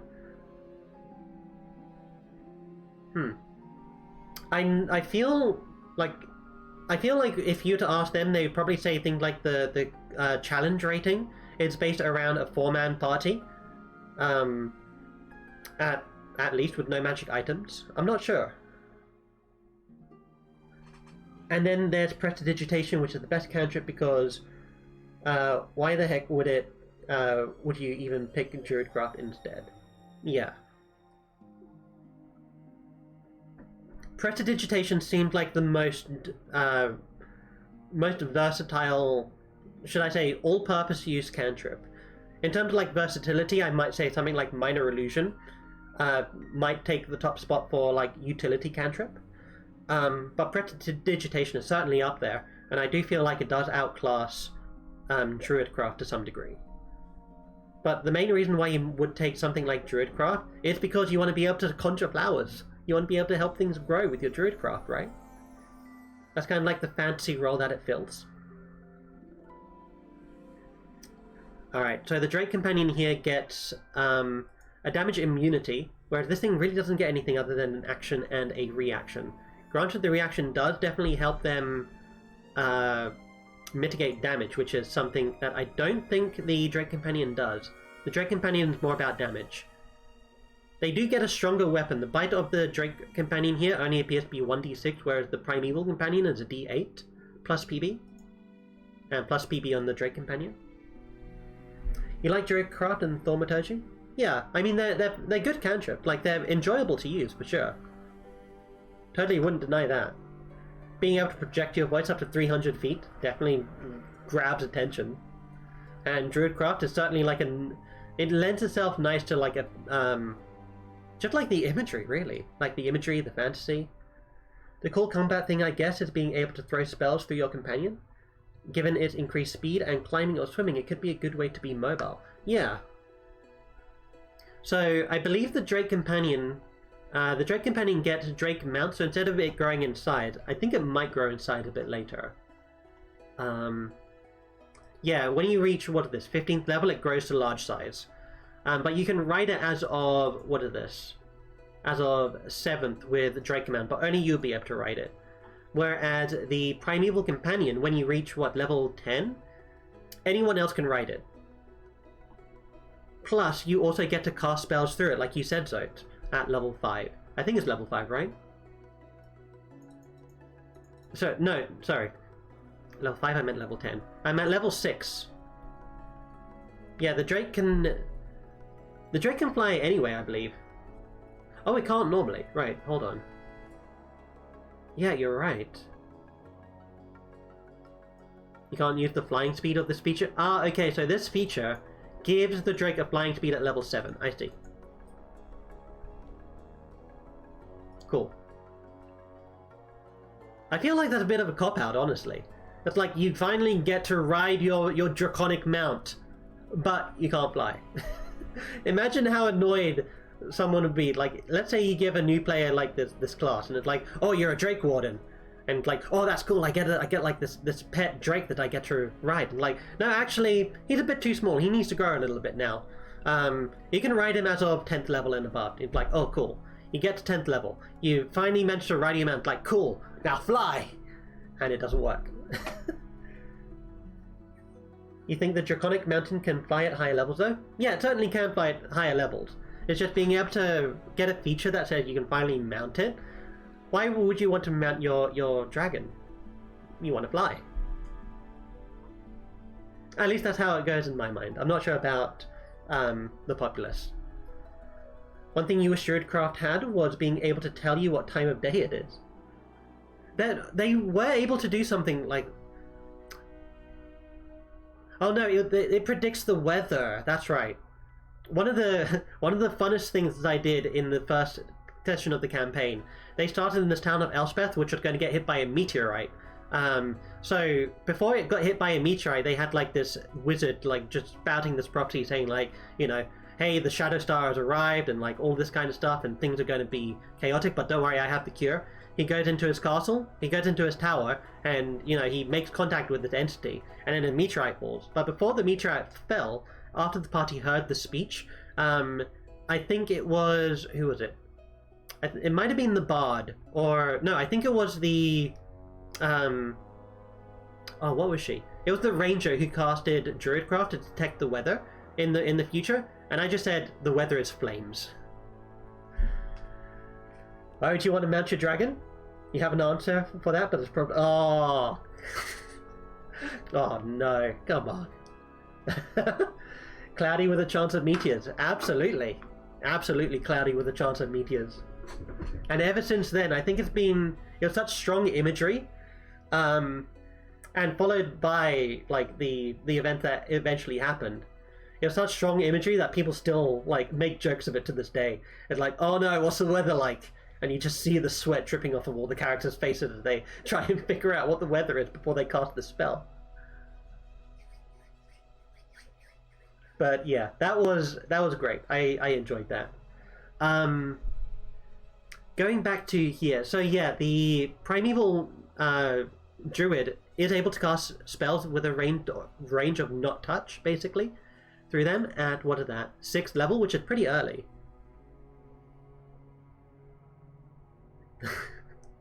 I probably won't be looking that up. Thank you for the warning.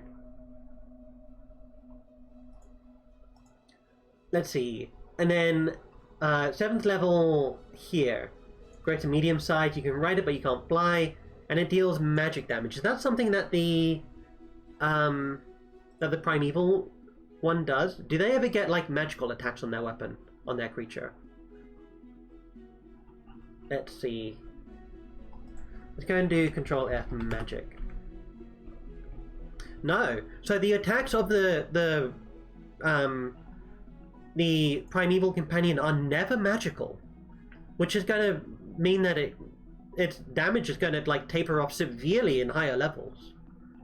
That is going to be, I think that is pretty brutal, honestly. I think in order to make this thing relevant throughout, it's going to need to have magic empowered attacks.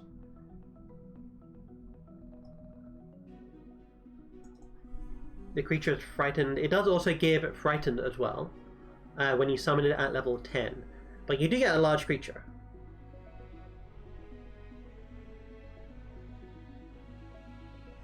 Liger plays a character called Gogi, and Gogi is a heck of a character. Do you want to describe Gogi a little bit in chat? It should show up on stream here as well, so it's going to be forever immortalized on the internet. It's okay if you don't want to. But yeah, Gogi is certainly a character. We play, so we do 3 campaigns in my group. We do this game that we play right now called Elos, the ones I'm planning for. And that's the one IBM. Another one of my players runs Waterdeep Dragon Heist, which we're getting through pretty nicely. And Gogi is a character in that. And then we have Tomb of Annihilation, where I play a turtle. So those are the 3 games we're currently doing, and they're all doing really well. So yeah, I think in terms of the Primeval creature of the Primeval one here, definitely need to get like magic attacks at some point. It does start doing extra damage with Mauler, but 14th level, I don't think that's going to scale really well at all. Does the Drake Warden get... The Drake Warden does get Drake Breath, which basically gives them 8d6? Holy crap. I didn't realize it was that strong. I guess that's not too strong. That's like, what, a fireball? It also just needs something more interesting, for sure. Yeah. There might be a survey coming out at some point soon about it. So definitely keep your eye out on that. I believe they put surveys up on the D&D Wizards website. So that should be something to keep an eye out for. I'm going to go ahead and try and look to see if I have it. Let's go ahead and put on the Foundry screen here for a second. There we go. Oh? Oh no, I think my computer is freezing. Okay. D&D Wizards. Unearthed Arcana. You find druids in their entirety a bit boring? You transform into an animal, and that describes like most of the subclass. That is literally like one of the reasons why... Oh, Is everything okay on the stream? Everything looks okay on the stream. I think I'm just having a bit of graphical issues here.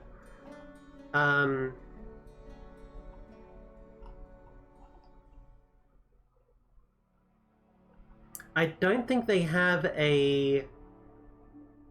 Yeah, it doesn't look like they have a, Wonders of the Multiverse, is this it? No, okay. Okay, it'll be worth taking a look at anyway. Oh, here we go. Here's the Gogi lore, the epic Gogi lore.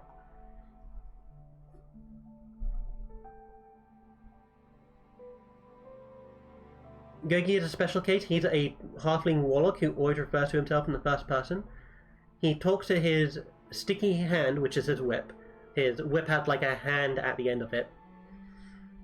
And he has his family, Gogi Jr., Gogi Sr., and Gogi Supreme, all of which are Beholder plushies. Yeah, I think they're all Beholder plushies. Or is that pretty much why? What do you mean, Zoit? My brain has already gone a bit too far beyond from what I talked about a few seconds ago. Can you give me a bit of a reminder?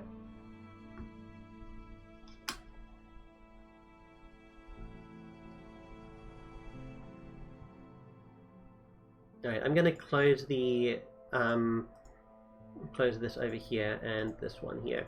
Gonna try and save a bit of graphic power here. You're forming a sentence reacting to what you said and then got cut off about the stream or graphics. Oh shoot. Oh shoot, I am so sorry. I honestly did forget. So let's see, you mentioned they're a bit boring. Yes, that's exactly what the Moon Druid does. That is literally the entire point of the Moon Druid. Part of why they are so powerful is because that's literally the only thing they do. They just change their form, they gain a bunch of hit points, and then they take damage. Their actual hit points don't decrease, and then they just transform again as a bonus action. They are literally just like the, hey, look at me, I transform into a beast class. Even much more so than all the other druids. So I feel like with them having the wild shape uses being used for things other than wild shaping, I think that's a good way to vary up the class as well. In terms of the primeval one, which is just summoning the creature, that's an interesting way to go, I feel. But it does need a unique thing for that creature, for sure. Because it does feel I feel like it does have a lot of benefits to it, but again, it just feels dull, right? It's oh, I summoned a dinosaur.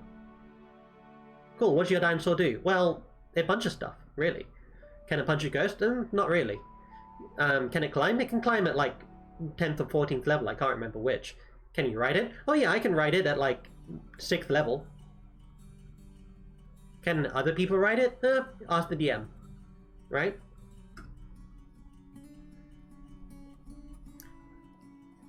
Do you think that sounds accurate? If you have anything to add, feel free to write it down as well. I am more than interested in talking about D&D balance. Oh yeah, and we were working on a town as well, weren't we? Okay, I am just going to quickly save this town as it is. There we go, just so we don't lose it.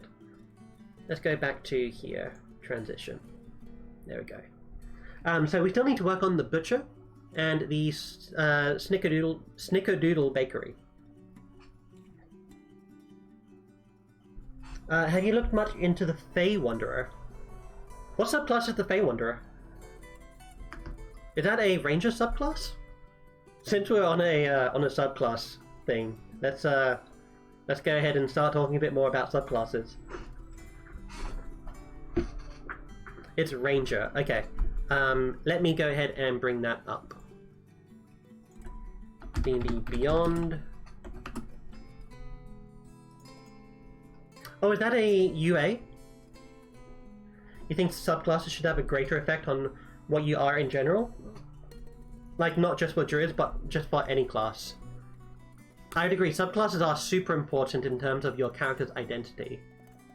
Let's see, Ranger. Fey Wanderer, here we go. Let's go ahead and take a look at the Fey Wanderer transition, and let me go ahead and zoom in a bit.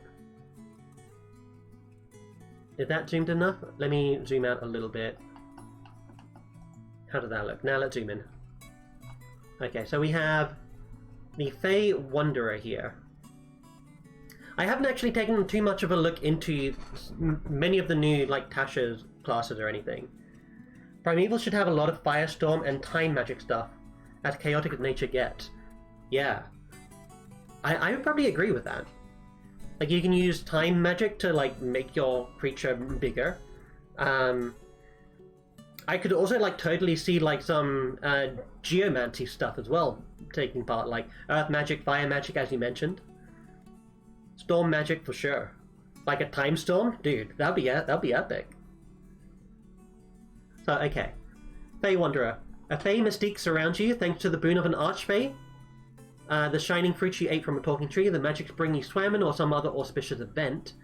However you acquired it, you are now a Fey Wanderer, a ranger that represents both the mortal and Fey realms. So, this kind of reminds me of a Warlock, immediately. You're granted a boon of an Archfey, right? Immediately make me think of Fey Warlock. But I can see, like, the design space between the two. Like, Rangers is more about, like, hey, I am a guardian of nature. Can we have Druidcraft tell the time of day in Elos? Yeah, could do. I'll have a think about it. I'll ask. I'll definitely have a think about it. I'll get back to you on that one. Some huge meteor spell as a level 9 spell, like Meteor Storm, but turn it into a bigger meteor. I'm almost getting the image that you can, like, transform your beast into, like, a giant meteorite and then just use it to pummel someone. Kind of reminds me of, like, Nibiru from Yu-Gi-Oh! Nibiru, the primal being. Summon 5 monsters, just drop a meteorite on them. As you wander the multiverse, your joyful laughter brightens the hearts of the downtrodden, and your martial prowess strikes terror in your foes. Okay, so this is basically like a ranger who is skilled at traversing the Fae. Like, they are a Fae-empowered wanderer. You get dreadful strikes. You can augment your weapons. When you hit a creature with your weapon, you'll 1d4 extra psychic damage. Okay. With mind-scarring magic drawn from the gloomy hollows of the Feywild. Turn your summon into the great meteor that caused the extinction. Exactly! This extra damage increases to 1d6 when you reach 11th level. So 3rd level, just a increase in some of your damage strikes, right? And one target can take this damage once per turn. So if you attack multiple people, you get this bonus all the way through. Like on each one of those hits, which is pretty cool, it seems. So one very high damage AoE creates a searing fog around it, blinding characters in it, dealing fire damage every round of turn. I might say, yeah, like, it might set them on fire. I believe, like, the Alchemist Fire has something to that effect where it keeps burning you until you put it out, and it keeps dealing, like, 1d4 fire damage. So maybe something like that for a bit of lingering damage might be good. Let's see, then we get Fey Wanderer Magic. So we get Charm Person, Misty Step, Dispel Magic, Dimension Door, and Mislead. Pretty good maneuverability spells, which helps the Ranger deal with a lot of stuff. Charm Person, I think, is just a Fey-flavored ability, more than anything else. Dispel Magic, I can totally see. Dimension Door, for sure. And Mislead, what does Mislead do? Mislead is you become invisible and you create an illusory duplicate of yourself. You can see and hear through it, and you can switch from using its senses to your own. Okay, I see. So just pretty, like, trickery, maneuverability stuff there. Feywild Gifts, so that's a bit of fluff there. We have Otherworldly Glamour. As you gain Supernatural Charm. When you make a Charisma check, you gain bonus check equal to your Wisdom modifier. Minimum of 1. So this is just a flat bonus on all your Charisma checks. That's pretty cool for helping you with social situations. I think it works. In addition, you become proficient in performance, deception, or persuasion. So that's more of a social ability, and that's what, level 3? You get that alongside your Fey magic. Okay. So realistically, when you reach level 3, you just gain Charm Person, more or less, it seems. Oh, and you also get Dreadful Strikes, for sure. So yeah, because these two here seem a bit minor, like Otherworldly Glamour and Fey Wanderer Magic, I think Dreadful Strikes makes up for it pretty nicely. Isn't that Incendiary Cloud? It sounds, actually now that you bring it up, I think it does sound quite a bit like Incendiary Cloud. Beguiling Twist at 7th level. You have advantage on saving throws against being charmed or frightened. Okay, that works. This class seemed like it's more socially reared, at least in the early levels here. In addition, whenever your creature you can see within 120 feet of you succeeds on a save against being charmed or frightened, you can use your reaction to force another creature to make the save and be charmed or frightened by you instead. Okay, so that's a reverse charm effect. I'm not too much of a fan of it, honestly. I know it's a very Fey thing to be able to do, but it seems quite a bit situational, in my opinion. Although, if you cast something... Hold on. Is there a spell that does, like, Mass Charm? Imagine if, like, a party member casts Mass Charm, a Mass Charm spell on, like, multiple enemies, and then one of those targets that he picks is you, and then you kind of, like, reflect it. You can choose another one of those creatures to make that save again.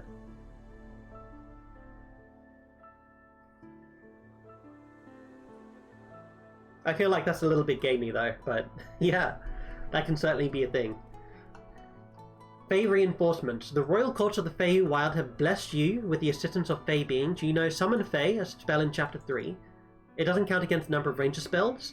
You can also cast it without a spell slot, and you gain the ability to cast it again in a long rest. So it's a weaker Incendiary Cloud right after the big meaty impact. For the Primal... Druid thing that we're talking about.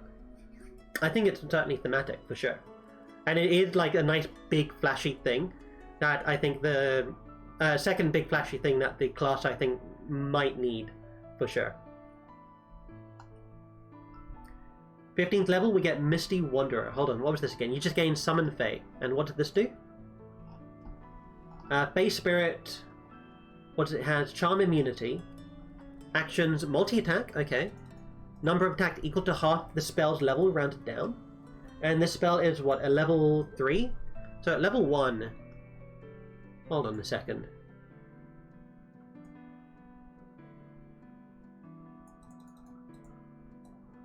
So, this is interesting.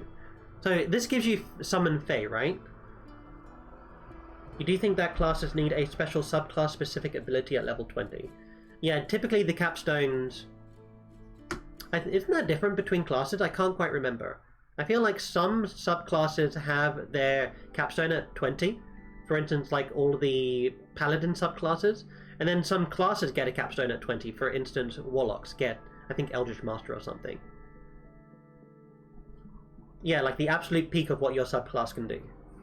I think some subclasses get their capstones earlier than level 20.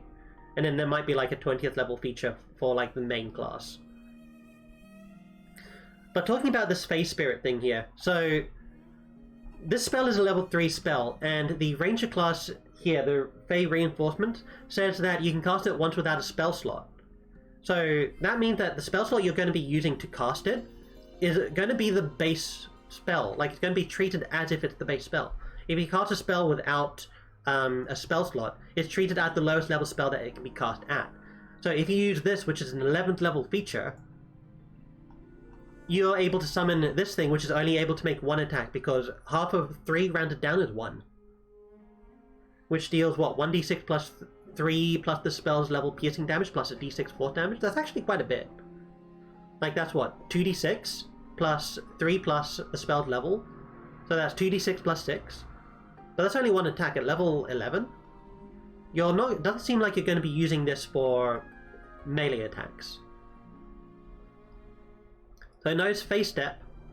It can teleport to an unoccupied space it can see, and it leaves Fuming, Mirthful, or Tricksy, which means you have advantage on the next attack roll it makes, or can force a creature to make a Wisdom save or become charmed, or can make Magical Darkness in the area.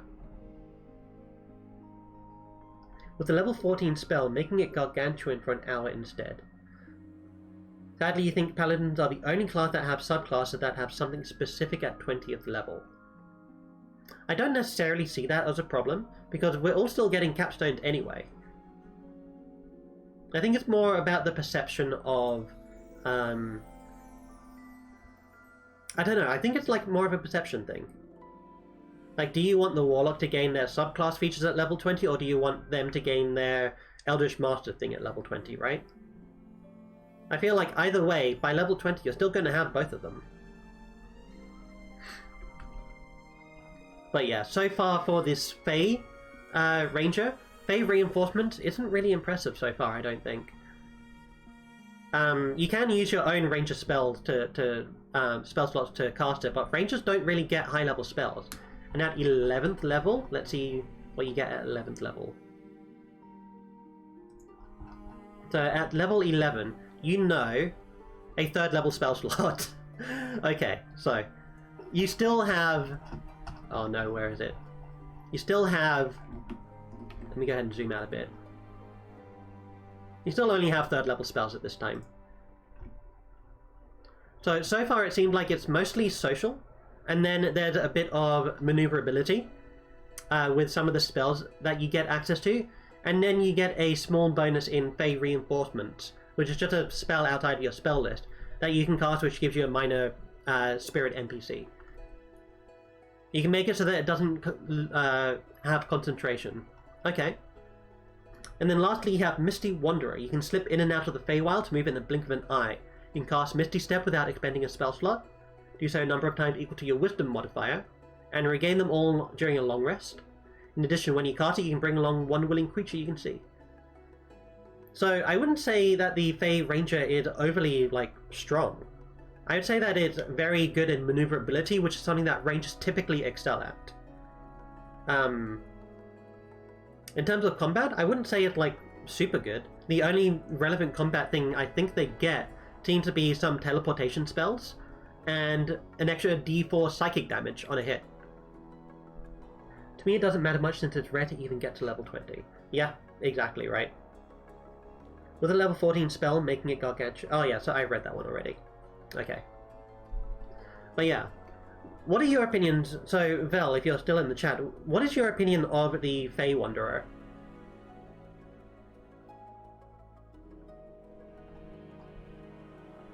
Also, anyone else in the chat, what are your opinions on the Fey Wanderer so far?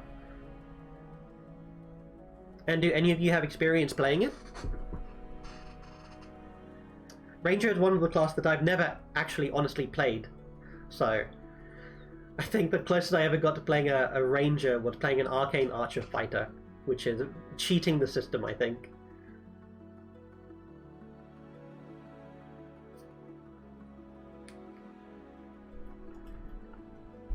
I'll reserve my opinions on the Fey Wanderer here until I get some information from the chat, because I don't necessarily want to bias you guys. Definitely a maneuver charisma thing going on, and I think it would be a great kite style to play. Yeah. Definitely going to be quite tricksy in moving around, and I think you're able to command your Fey Spirit, right? Let's see. When you summon it, you pick Fuming, Mirthful, or Tricksy, and that gives your Fey Step some bonuses. Also has 30 hit points plus 10 for each spell level above 3rd. So when you summon it at 11th level, it's only going to be a 3rd level spell slot that's used, so it's only going to have 30 hit points, so it's going to be pretty weak. But it can create Magical Darkness in the area. And it can possibly charm someone.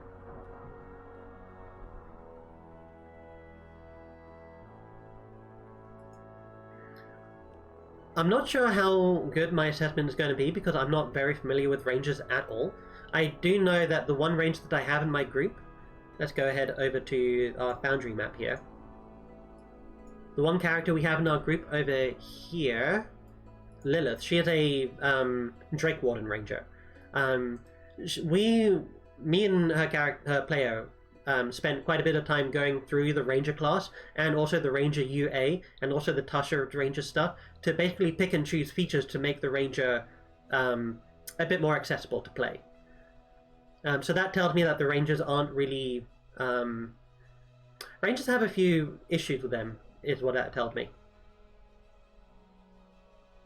In terms of like balance, or at least this player experiences issues with it. I think that's the more accurate thing to say. I really don't have too much of an opinion on the Ranger myself. I am probably more inclined, due to some of the things I've heard about them, to rank them a bit on the weaker side. So in that degree, I feel like a Fey Wanderer might not be all too strong. But I'm going to preface that by saying that I don't know too much about Rangers. But yeah. Alright. We are nearing the end of the stream. I do want to put some finishing touches on this town. I at least want to give a name to these new places. So we have the Butcher over here. Hey, did you know that as a swarm keeper you can choose Velociraptors since they count as tiny? Ooh, that sounds pretty cool. I'm going to have to give that a check after stream.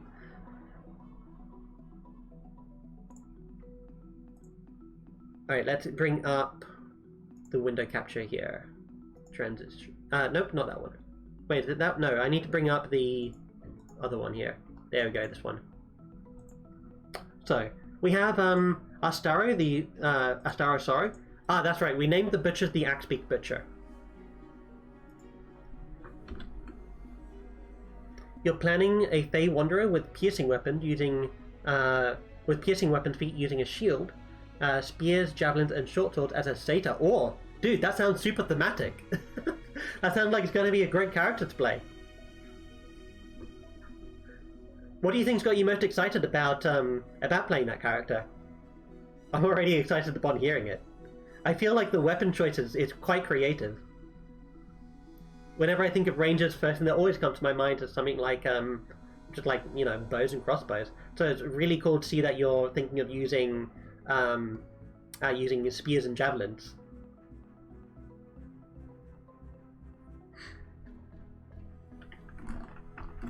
Alright, so let's go back over to here and let's go ahead and give a name to our butcher. So we are the Axebeak Butchers. Okay. For Pan and the Wild. Ooh. Okay, and we have the Snickerdoodle Bakery. Let me go ahead and just save this. Explore as PNG. And then let's transition back to this screen. So, I think we still need to work a little bit on Floria Snickerdoodle here. A fairy swarm keeper where you play as the entire group of fairy pixies. Funny you mentioned that, Zote.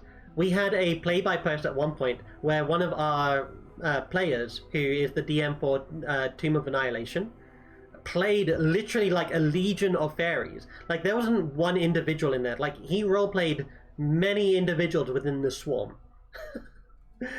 He wasn't using a swarm keeper at all. I think he was using like a homebrew swarm like creature, maybe like a swarm race or something like that he found. But it was super weird to watch. I wasn't in the group with him, with that specific character at the time when he went out adventuring as a play-by-post, so we had like many different groups of adventurers. My character wasn't in the group with that swarm troopers, like elite pixie troops, but it was a super cool idea. Not one main character. Yeah, you can just play it like the entire adventuring party inside an adventuring party. So, Floria still wears her lucky heels. Next character idea: swarm of gangster pixies. Oh no, like if you play that, you're gonna get banned from my game. Oh my goodness. So, we know that Floria is a let me go ahead and put in concubus here. Concubi. There we go. So we know that Floria used to work with some of the messengers. And she has traveled quite far. So, what happened? So, we could just have her... I feel like she's retired. So this would put her somewhat up there in age. The problem I have with that is concubi don't actually age. So, retired emissary. Make them all artificers and have guns on, though. Group of gangster pixies is called a hustle. It's certainly going to be hustling quite a lot of people, I would think. So yeah, concubi are immortal beings, I feel. Sounds like knowing many languages would be a given.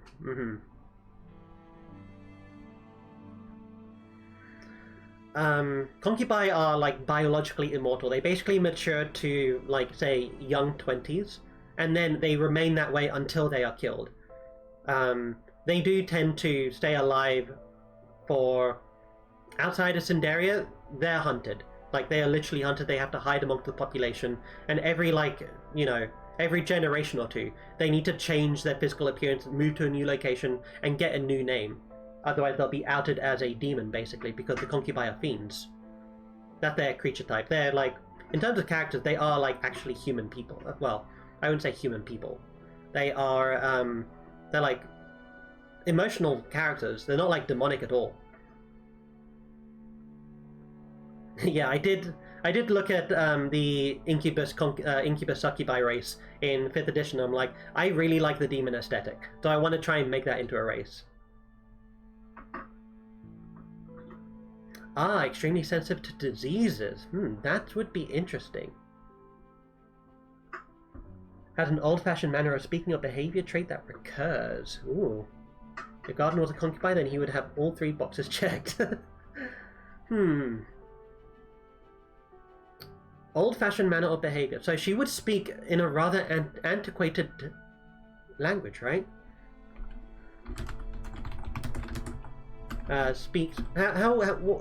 How do we describe that? Like, has an antiquated manner of speech?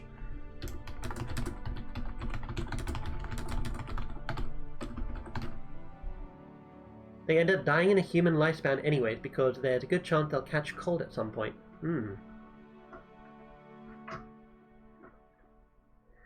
That is interesting. I do have in Cinderia, which is where this race typically live, or at least they're known to live, they do have issues with disease. So they could certainly be very susceptible to disease, and that would explain why not too many of them are too old. We can have like a couple like Floria here who are like actually old. Race therefore extremely hygienic and germophobic.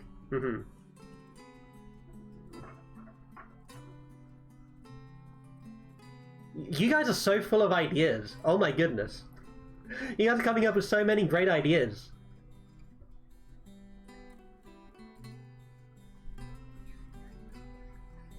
So let's see. Retired emissary has an antiquated manner of speech. So what would that mean? So might represent that in terms of like thee and thy. Thee, thy, thine. So it basically speaks in, I almost imagine like speaks quite Shakespearean.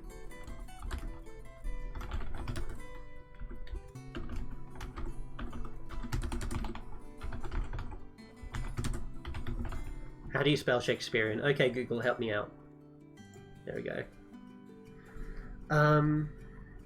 Think Sindri from God of War. I'm not too familiar with who that character is. I'm not really a God of War. I haven't had the chance to play God of War, should I say. Alright. What else have we got about other characters here? So we've got a short description of who they are, what they wear, a habit of them, prankster, desires. We need to talk about something that she wants. So what do you think this character wants? So this character is a retired emissary. she has lived for a really long time. She still wears her lucky yet worn steel-tipped shoes from her time in the emissaries, which, as a reminder, is basically the messaging system in the area. So these concubi just fly about the place with like directions and orders to deliver a message to outposts throughout the country. You think she really just wanted to settle down? Do you think that's what she wanted?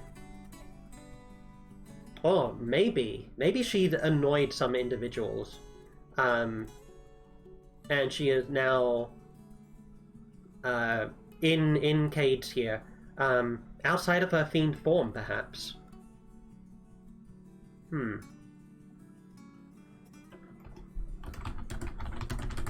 She wants to lay low after antagonizing a patron.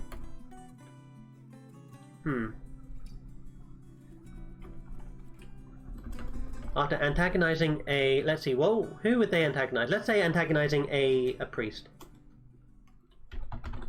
After antagonizing a priest while working with the emissaries. She moved to Cades. She moved to Cades. Is my face covering this? I'm not sure if my face is covering this. No, it doesn't look like it's covering that. Okay. So she would have moved to Cades.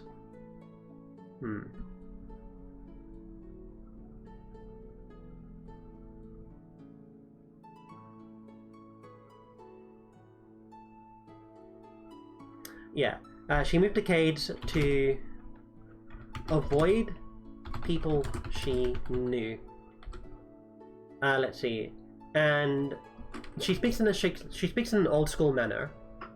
Maybe she has an unfinished quest but decides to settle down and regrets not finishing it.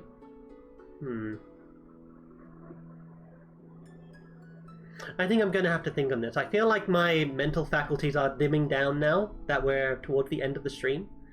But I think I'm satisfied with what we've done so far. Let's just go ahead and do a bit of a recollection here. So we've gotten through the Aulus family and the Senos family, who are the two farming families, really. We have 3 individuals of each. We have... we would still need the person who operates the Hearty Hiker.